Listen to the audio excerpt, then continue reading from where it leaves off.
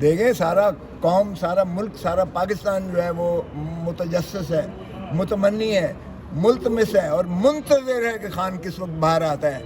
اس لیے کہ خان لوگوں کی دلوں کی دھڑکن ہے۔ یہ اس کو جو ہے ایسے ہی فضول کیسز میں انہوں نے اس کو بابا سلاسل کر رکھا ہے۔ آج کے کیس میں بڑا واضح طور پر جو ہے سامنے آ گیا، اور ڈویژن بینچ کافی ہم نے دیکھا کہ وہ جو ہے اس کو ریسیپٹیو انداز سے دیکھ رہی تھی اور سارا کچھ وہ انہوں نے نوٹ بھی کیا۔ اس کے 3 کیس کے جو ہے 3 پہلو ہیں۔ ایک ہے کہ 190 ملین پاؤنڈ جو national crimes agency London UK کی جو 2002 کے ان کے ایکٹ کے تحت انہوں نے اس کی تفتیش تصدیق کی، وہ ملک ریاض کے خانوادے کی جو ہے المشرق بینک سے جو اکاؤنٹس تھے وہ سیدھے جو ہے سپریم کورٹ آف پاکستان کے اکاؤنٹس میں یہاں آئے تھے۔ وہ نہ صرف یہ کہ ایک پہلا 20 ملین پاؤنڈ کی جو ہے پہلی 2018 میں انہوں نے جو ہے فریز کیا تھا کورٹس نے، کیونکہ انہوں نے مشتبہ سمجھ کر اس ٹرانزیکشن کو انہوں نے نیشنل کرائم ایجنسی نے اسے جو ہے اس کی تفتیش شروع کر دی۔ پھر 1 ہائیڈ پارک میں جو حسن نواز ماشاءاللہ موصوف 3 دفعہ پرائم منسٹر کے فرزند ارجمند اور 4تھی مرتبہ جو ہے تاج پوشی سے آنے والے کے جو ہے بیٹا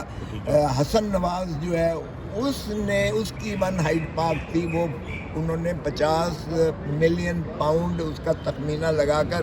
190 ٹوٹل جو ہے یہ پاؤنڈ کا وہ وہاں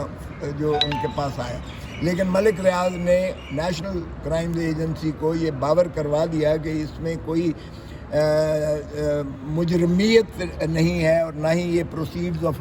کرائم ہے، کیونکہ اگر پروسیڈ آف کرائم وہ سمجھتے وہ اسے کرتے تو وہ کانفسکیٹ بھی کر سکتے تھے۔ UK جو ہے گورنمنٹ یہ کوئی پنجاب پولیس نہیں ہے جو مرضی چاہے کروا لو، اور یہ عدالتیں بھی ماشاءاللہ جو ویسٹ منسٹر ڈسٹرکٹ کورٹ تھی انہوں نے بھی چھان بین کرنے کے بعد ہی اس اکاؤنٹ کو ریلیز کیا، فنڈ کو ریلیز کیا، اور جو ہے NCA نے پھر ملک ریاض کے ساتھ اس کے خانوادے کے ساتھ ایک معاہدہ کر کے اس معاہدے کے تحت اس تمام اماؤنٹس کو اکاؤنٹس کو جو ایک دفعہ 20 ملین کو فریز کیا تھا، پھر 6 اکاؤنٹس اور جو تھے وہ 2019 میں اگست 19 میں ان کو فریز کیا گیا تھا، وہ سارے ڈی فریز کروائے گئے۔ ڈی فریز اسی وقت ہوتے ہیں جب اس سے کوئی جرم مترشح نہ ہوتا ہو، کوئی جرم ثابت نہ ہوتا ہو، تو تب واگزار کیے جاتے ہیں اماؤنٹس۔ تو وہ واگزار کیے گئے وہ ملک ریاض کے فیملی کے حق میں، اور پھر ملک ریاض کی فیملی نے جب ان سے معاہدہ کیا تو اس کو انہوں نے کانفیڈینشیلٹی ان کے قانون کے مطابق انہوں نے کہا کہ اسے کانفیڈینشیل رکھا جائے گا، اور اس کانفیڈینشیلٹی کے انسٹرومنٹ پر جو ہے شہزاد اکبر نے دستخط کیے، اور وہ جب اماؤنٹ آ گیا تو اس میں بھی ایک دھیلے کا جو ہے نہ تو عمران خان کو کوئی مفاد ملا اور نہ ہی کوئی جو ہے بشرا بی بی کا کوئی اس میں لینا دینا تھا۔ وہ سیدھا اکاؤنٹ آیا، اور پھر اب وہ اماؤنٹ جو ہے 2023 میں وہ اماؤنٹ جو ہے سارا سرکاری خزانے میں وہ سپریم کورٹ سے جو ہے ٹرانسفر کر کے وہ سرکاری خزانے میں بھیج دیا گیا ہے اماؤنٹ۔ تو اس میں جو یہ کہنا تھا کہ یہ سرکار کا پیسہ ہے تو وہ سرکار میں آ گیا۔ اب یہ ملک ریاض جانے اور سرکار جانے کہ وہ چونکہ سرکار کا تو پیسہ ہے ہی نہیں۔ ہاں اگر وہ 460 ارب جو انہوں نے زمین خریدی تھی سندھ میں، ملک ریاض نے جو زمین خریدی تھی، وہ سپریم کورٹ نے ایک اس معاہدے کو جو وہاں کی بورڈ آف ریونیو نے ملیر ڈیولپمنٹ اتھارٹی کے ساتھ کیا تھا، اور پھر ملیر ڈیولپمنٹ اتھارٹی نے جو ملک ریاض کے ساتھ بحریہ ٹاؤن کے زمینوں کے لیے کیا تھا معاہدہ، وہ کل عدم قرار دے کے، اور سپریم کورٹ نے کہا کہ یہ 460 ارب ملک ریاض دے گا اس زمین کے افزانے میں جو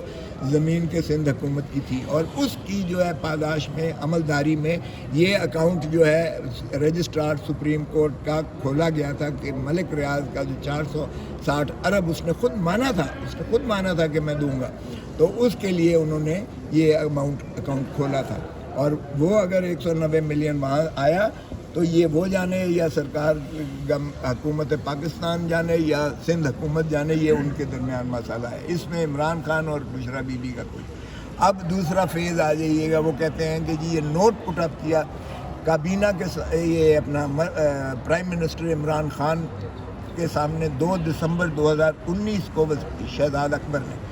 تو اس میں تو یہی تھا کہ اس طرح سے یہ پیسے ان کے درمیان معاہدہ ہوا ہے اور یہ پیسے آ رہے ہیں، تو اس کو عمران خان نے اپروو کر کے پھر بھی عمران خان نے کہا کہ اس کو کابینہ کے سامنے پریزنٹ کیا جائے، تو 3 دسمبر کو پوری کابینہ نے اس پر غور و خوض کرنے کے بعد اس کو نوٹ کو پیرا نمبر 10 کو اپروو کیا، اور اپروو کرنے کے بعد انہوں نے کہا کہ ٹھیک ہے، اگر وہ چاہتے ہیں کانفیڈینشیل ہو تو پھر بھلے کانفیڈینشیل ہی رہے۔ تو اس لیے یہاں جو ہے صرف پرائم منسٹر نے ایک کابینہ کے سربراہ کی حیثیت سے کیا، اور کابینہ کا اور کوئی رکن اس میں ملزم نہیں بنایا گیا، پرائم منسٹر اب پاکستان کو بنا دیا گیا، وہ بھی صرف اس لیے کہ اس نے اس کو اپروو کیا اور 190 ملین پاکستان میں پیسہ آیا۔ اور اب تیسری فیز یہ ہے کہ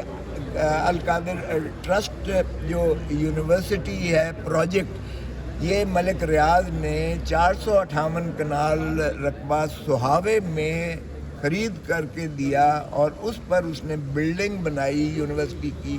اور اس بلڈنگ میں 150 سے زیادہ جو ہے طلباء مفت تعلیم حاصل کر رہے ہیں، ماسٹرز آف بزنس ایڈمنسٹریشن کی، اور یہ یونیورسٹی جو ہے یہ ایفیلیٹڈ ہے گورنمنٹ کالج یونیورسٹی پنجاب، جو لاہور کی یونیورسٹی ہے،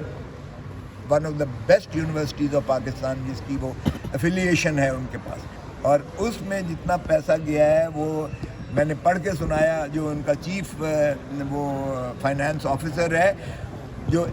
انہوں نے نیب نے پیش کیا ہے، اور اس نے کہا کہ نہ عمران خان کا اس میں اور نہ ہی بشرا بی بی نے اس میں کوئی مفاد اٹھایا ہے، کوئی اپنا ملازم رکھا ہے، کوئی انہوں نے جو ہے چیز کہیں سے ہلائی ہے، نہ ہی ان کو ٹرسٹ ڈیڈ کے تحت یہ مجاز بھی نہیں ہے کہ یہ 1 انچ ادھر سے ادھر کر لیں، اور ایڈمنسٹریٹر اس کو چلا رہے ہیں، اور ایڈمنسٹریٹرز کی جو ایڈمنسٹریشن میں ٹرسٹیز کا کوئی دخل عمل نہیں ہے۔ سو میں نے پھر جو آخر میں جب میں نے پڑھ کے سنایا کہ خود نیب جو ہے وہ میوچول لیگل اسسٹنس کے تحت جو ہے UK کی کرائمز ایجنسی سے کیا کیا مانگ رہی ہے، میں یہی کہا، میں نے کہا حیرت ہے کہ یہ ریفرنس کر کیسے دیے انہوں نے، کیونکہ وہ مانگ رہے ہیں کہ جی یہ بتائیں کہ یہ جو ہے فریزنگ اپلیکیشن جو نیشنل کرائم ایجنسی نے ڈسٹرکٹ کو وہاں ڈسٹرکٹ میجسٹریٹ کو دی ہے، ڈسٹرکٹ جج کو دی ہے، اس کی نقل دیں، اور اس کے جو ہے فریزنگ کے ساری نقول دیں، پھر اس میں کیا تفتیش ہوئی ہے، کیا اس میں فائنڈنگز آئی ہیں، یہ کس طرح سے اماؤنٹ جو ہے یہ پاکستان کی رجسٹرار کے اکاؤنٹ میں آیا ہے، یہ ساری چیزیں بغیر تفتیش اور تصدیق کیے، جن کو UK ہی کی کرائمز ایجنسی بتا سکتی ہے، اور یہ 2002 کے ایکٹ کے تحت یہ کانسٹیٹیوٹڈ ہے وہاں کی نہ تو عدالت یہ اس طرح سے جس طرح یہ جا کے کرتے ہیں، یعنی یہاں کی ہماری انویسٹیگیٹنگ ایجنسیز جس طرح بددیانتی کرتی ہیں، وہاں یہ کام ہوتا ہی نہیں ہے، 2 نمبری کام۔